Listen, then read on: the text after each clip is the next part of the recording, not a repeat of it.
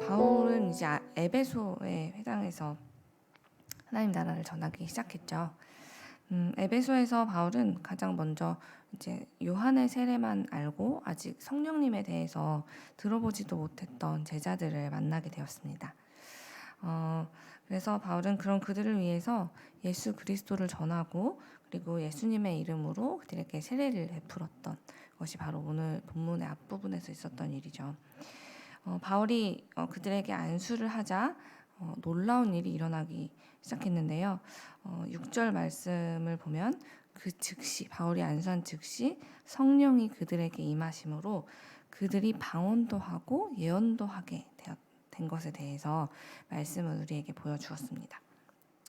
우리가 이 상황들을 보면서 주목해야 될 점은 바울이 어떤 마술이나 그 당시 유행하던 주술의 힘이 아니라 오직 주 예수의 이름으로 세례를 베풀고 안수했을 때 성령님의 임재와 역사가 나타나기 시작했다라는 그 부분에 주목해야 한다는 것이죠.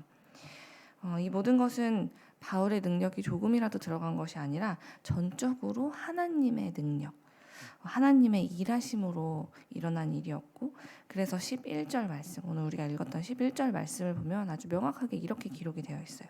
하나님이 바울의 손으로 놀라운 능력을 행하게 하시니 라고 말입니다.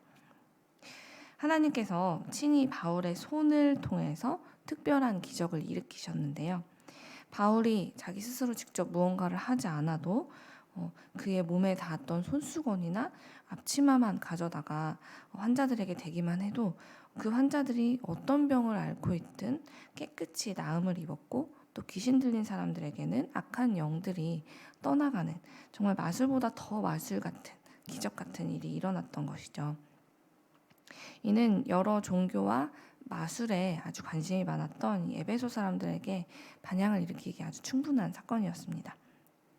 당시 에베소에는 그 시대를 지배하던 헬라 문화와 그리고 종교 그러니까 에베소는 그 헬라 문화와 종교의 중심지로서 이곳에 굉장히 많은 사람들이 몰려들었는데 특히 온갖 종교 장사꾼들과 사기꾼들이 이곳에 모여 있었어요.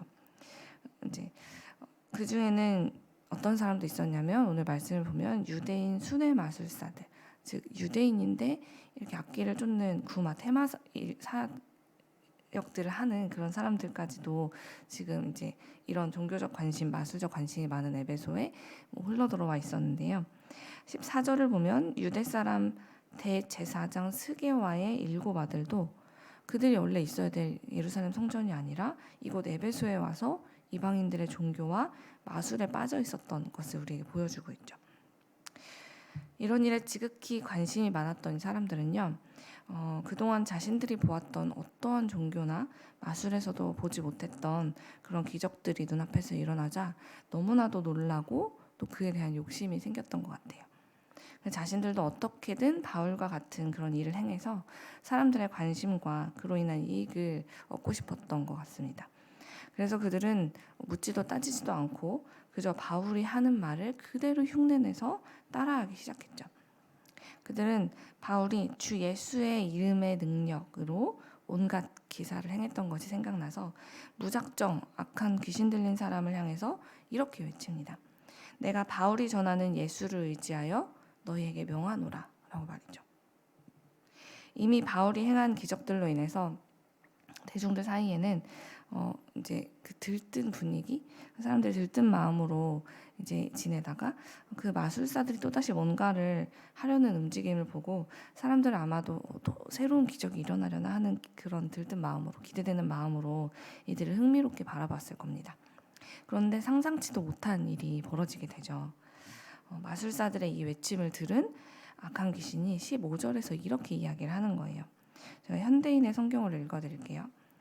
그러자 악한 귀신이 나는 예수님도 알고 바울도 아는데 도대체 너희는 누구냐 하고 대답하였다 라고 기록되어 있어요. 그리고는 그 악한 귀신이 그 사람들에게 악한 귀신 들린 그 사람이 이 사람들 이 마술사들에게 달려들어서 그들 모두를 힘으로 눌러서 이겼고 그래서 이 마술사들은 발가벗겨진 채로 다친 몸으로 도망치고 말았다라는 기록이 오늘 우리가 읽었던 말씀에 담겨져 있죠. 지금 눈앞에 일어난 상황만 보면 좀 이해할 수 없는 게, 분명 바울도 주 예수 그리스도의 이름으로 귀신을 내쫓았고 이 순회 마술사들도 바울이 한 말을 그대로 따라했어요.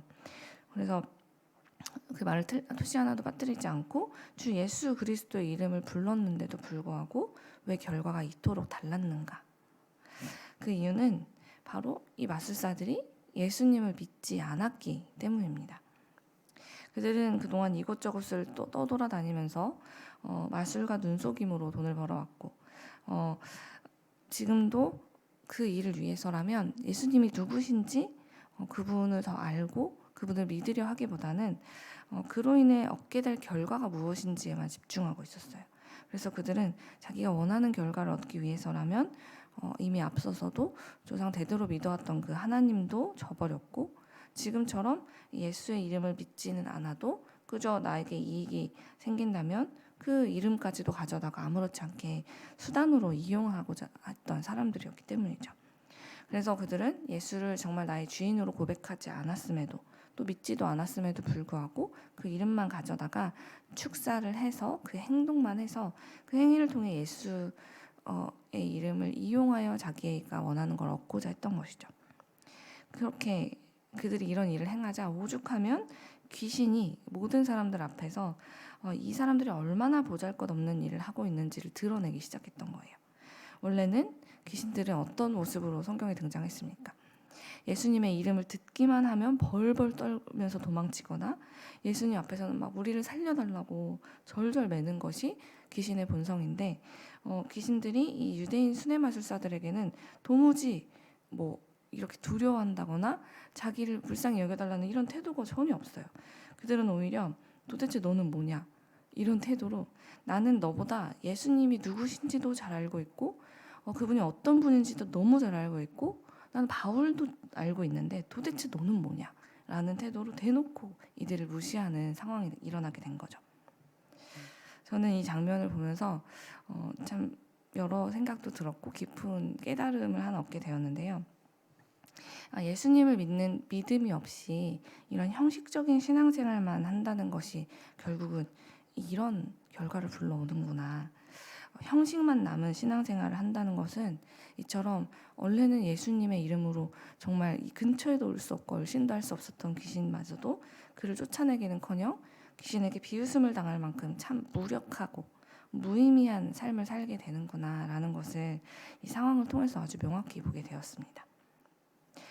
그러므로 사랑하는 여러분, 예수님의 이름을 그저 이 땅에서 내가 잘되고 복받기 위한 수단으로만 사용하는 그런 형식적인 신앙생활을 하지 않도록 저도 여러분도 우리 함께 조심하기를 간절히 소망합니다. 우리를 구원하신 예수님의 이름에는요, 그저 이 땅에서의 우리의 그 욕구와 필요를 채우는 그런 능력만 담겨 있는 것이 아닙니다.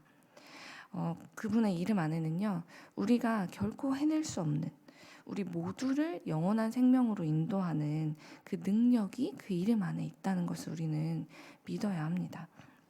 우리는 그 영원한 생명을 갈망하면서 예수 이름의 그 능력으로 영원한 죄와 죽음의 문제로부터 내가 해결할 수 없는 이 영원한 죄와 죽음의 문제로부터 구원받을 수 있음을, 그 이름의 능력으로만 그 구원받을 수 있음을 기억하면서 그분의 손을 날마다 꼭 붙잡고 그분의 이름을 이용하려는 세상 사람들과는 전혀 다른 길에 서야 한다는 것이죠.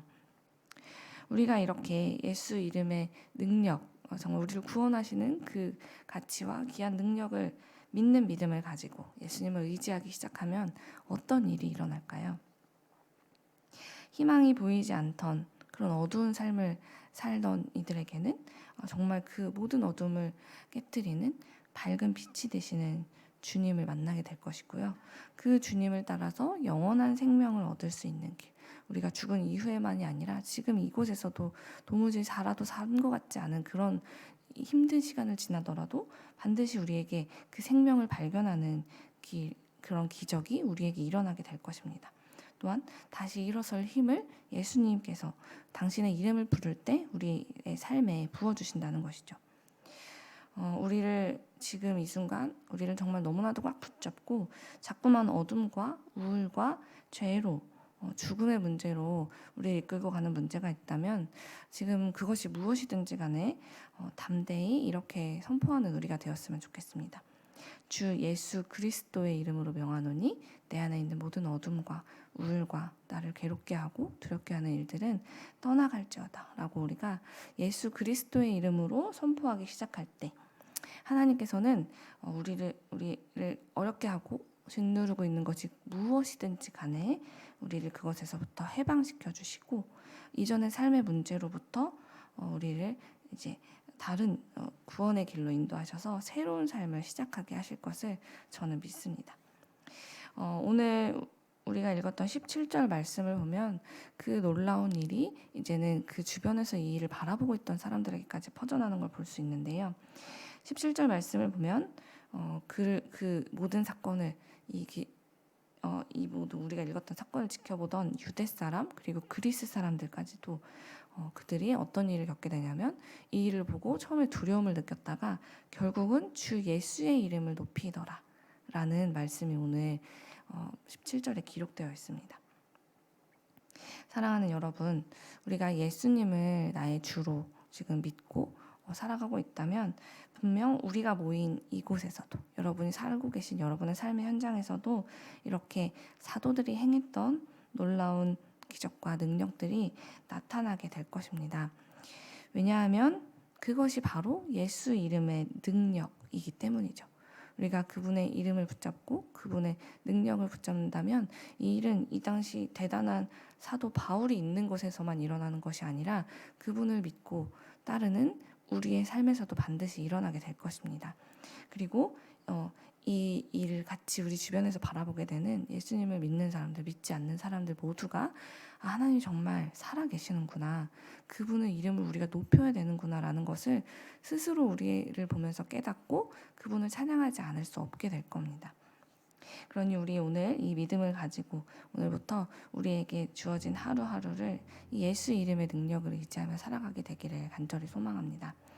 우리의 믿음이 우리의 고백으로 나타나게 되고 그렇게 우리의 믿음의 고백이 삶으로 증명되게 되고 그렇게 오직 우리 주 예수 그리스도의 이름만이 높여지는 삶을 살아가는 세상의 빛 일의 교회가 되기를 간절히 소망합니다.